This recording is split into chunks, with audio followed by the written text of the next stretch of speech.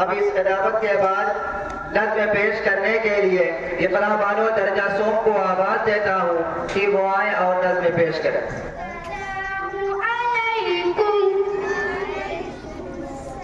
اپنے گھروں میں رب کی عبادت کیا کرو، عصمت کی اپنی بیٹی حفاظت کیا کرو۔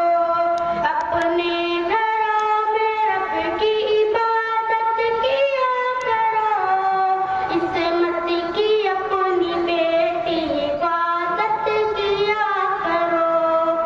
زہریل سانپ پھرتے ہر سو اے بیٹیوں، زہریل سانپ پھرتے ہر سو اے بیٹیوں، بہتر یہی ہے گھر میں تلاوت کیا کرو۔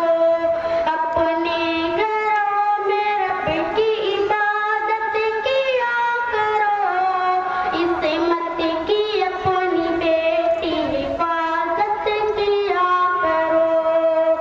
آئے نہ کوئی آج تمہاری ضمیر پر، آئے نہ کوئی آج تمہاری ضمیر پر، یوں اپنے ذہن میں ہی سجاوٹ کیا کرو۔